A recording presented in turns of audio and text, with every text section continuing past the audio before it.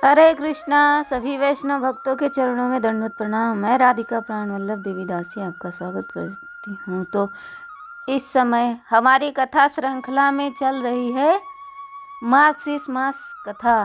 तो मार्गशीर्ष मास क्या विशेष है? भगवान श्री कृष्ण ने अर्जुन से कहा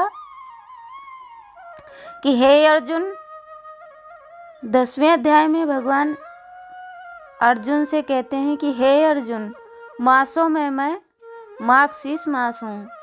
तो ये जो मार्गशीर्ष मास है ये भगवान का स्वरूप है, या यूँ कहें भगवान ही है।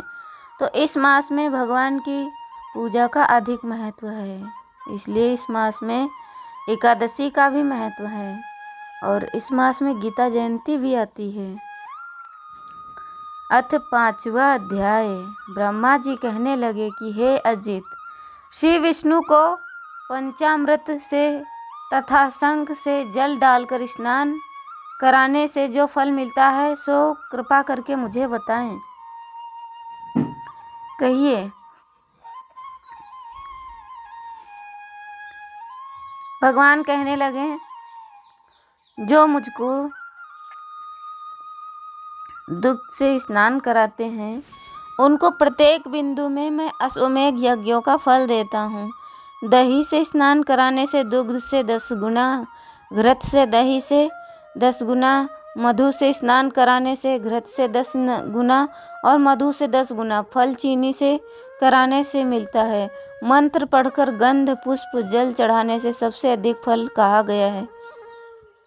हे देवताओं में सिंह, जो मनुष्य द्वादशी तथा पूर्णमासी के दिन गौ के दूध से मुझको स्नान कराता है वो महापापों का नाश करने वाला है। जैसे दूध से दही, घृत आदि सब पदार्थों की उत्पत्ति कही गई है, इसी तरह दुग्ध स्नान से सब कामनाओं की सिद्धि होती है। दुग्ध स्नान से सौभाग्य की प्राप्ति होती है। दधी स्नान से मिष्ठान भोजन और घृत से स्नान कराने से मेरे लोक की प्राप्ति होती है। मार्गशीर्ष मास में जो मुझको चीनी और शहद से स्नान कराता है वह स्वर्ग के सुख भोग कर फिर से इस लोक में राजा होता है। जो मनुष्य मार्गशीर्ष में मुझको दूध से स्नान कराता है वह मनुष्य इस पृथ्वी पर राज, अश्व और रथों से पूर्ण राज पाता है। जो मार्गशीर्ष मास में मुझको परम श्रेष्ठ दूध से स्नान कराता है वह स्वर्ग में श्रेष्ठ माना जाकर चंद्रलोक, इंद्रलोक, रुद्रलोक और वायुलोक से पूजित होता है। हे पुत्र, दूध से स्नान कराने पर तेज और पुष्टि की वृद्धि होती है और दुर्भाग्य नाश होता है। जो मनुष्य मार्गशीर्ष मास में मुझको पंचामृत से स्नान कराता है वह पृथ्वी पर बंधुगणों से शोचनीय नहीं होता। हे पुत्र, जो कपिला गौ के दूध से मुझको स्नान कराता है वह 100 कपिला गौदान का अधिकारी होता है। जो मार्गशीर्ष मास में मुझको पंचामृत से स्नान कराता है वह एक बिंदु से भी अपने कुल का उद्धार करता है। जो मनुष्य कपिला गौ के दूध से शंख में भरकर भक्ति से मुझको स्नान कराता है वह समस्त तीर्थों का भागी होता है। जो शंख से उन्नत कुशा डालकर मार्गशीर्ष में मुझको स्नान कराता है वह समस्त तीर्थों के फल का भागी होता है। जो मनुष्य मार्गशीर्ष मास में शंख के जल से 8 बार स्नान कराता है वह श्रेष्ठ हो जाता है और मेरे लोक में पूजित होता है। और जो 16 बार शंख जल में मुझको स्नान कराता है वह पापों से मुक्त होकर स्वर्ग लोक में देवताओं से भी पूजित होता है। जो 24 बार शंख जल में से मुझको स्नान कराता है वह चिरकाल तक इंद्रलोक में वास करने के पश्चात इस लोक में राजा होता है। जो 108 बार शंख जल से मुझको स्नान कराता है वह मनुष्य प्रत्येक शंख में सुवर्ण 61 मासे का 1 सुवर्ण होता है के दान के फल का अधिकारी होता है। जो भक्त मार्गशीर्ष मास में शंख ध्वनि करके मुझको स्नान कराता है उसके पितर उतने ही स्वर्ण से प्रतिष्ठित होते हैं। 108 बार शंख जल से मुझको स्नान कराता है वह सब परिवार महाप्रलय पर्यंत मुक्ति फल का भागी होता है। सुरश्रेष्ठ से जो नित्य ही शंख जल से मुझको स्नान कराता है वह नित्य गंगा स्नान का भागी होता है और देवताओं के समान आनंद के फल करता है। हे पुत्र, जो ओम नमो नारायण इस मंत्र का पढ़कर शंख जल में से मुझको स्नान कराता है वह समस्त पापों से मुक्त हो जाता है। जो शंख में तिल और चरणामृत रखकर वैष्णव महात्मा जनों को देता है वह चंद्रायण व्रत के फल का भागी होता है। नदी, कूप, तालाब और बावली के जल को भी शंख में रखने से जब गंगा के जल तुल्य हो जाता है।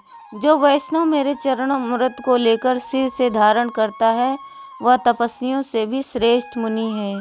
हे पुत्र, त्रैलोक्य में जितने भी तीर्थ हैं वह सब मेरी आज्ञा से इस लोक में शंख में वास करते हैं।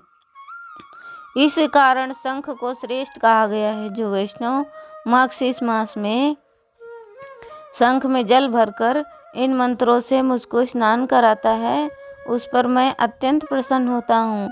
शंख के आदि भाग में चंद्रमा देवता, शंख की कुक्षी में वरुण देवता, शंख के पृष्ठ भाग में प्रजापति देवता और शंख के अग्रभाग में गंगा तथा सरस्वती वास करते हैं। जो इन देवताओं का नाम लेकर आलस्य रहित होकर मुझे स्नान कराता है उसके पुण्य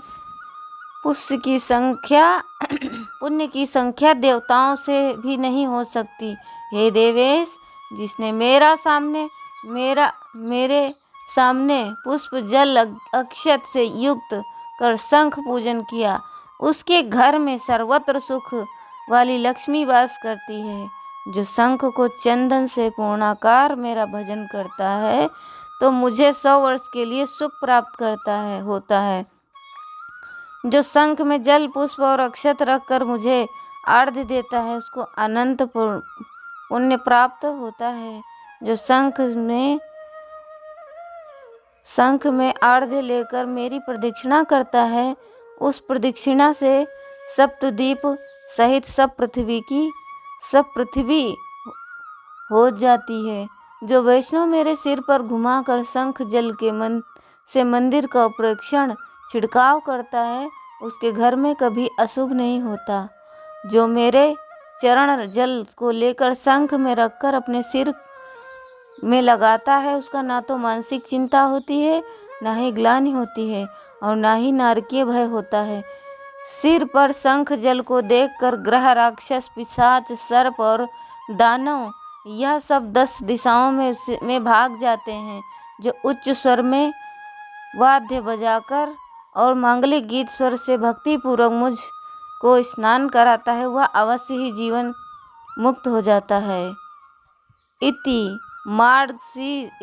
श्री स्कंदपुरी मार्गशीर्ष मास महात्म्य का 5वां अध्याय समाप्त हुआ। हरिओम तत्सत। हरे कृष्णा कृष्णा कृष्णा हरे हरे, हरे रामा रामा रामा हरे हरे। तो शंख की क्या महत्वता है इसमें हमने समझा और सुना। तो अब हमें भगवान की प्रसन्नता के लिए भगवान को रोज स्नान कराना है बिना किसी आलस्य के। ये नहीं सोचना है कि हमें ये फल प्राप्त होगा। अगर जिसको फल प्राप्त करना है वो कर सकता है, किंतु जो वैष्णव भक्त हैं उनके लिए है कि वो इससे भगवान श्री हरि अति प्रसन्न होते हैं। तो भगवान की प्रसन्नता के लिए ही हर कार्य करना चाहिए। तो मिलते हैं हम आपसे अगले अध्याय में, अगली कथा श्रृंखला में। तब तक के लिए महामंत्र का जाप करें और सदैव प्रसन्न रहें। हरि बोल, हरि बोल। हरे कृष्णा कृष्णा कृष्णा हरे हरे, हरे रामा राम राम हरे हरे। जगत गुरु शीला प्रभुपाद की जय। अनंत कोटि वैष्णव भक्त वृंद की जय। गुरु महाराज की जय। आप सभी भक्तों की जय हो।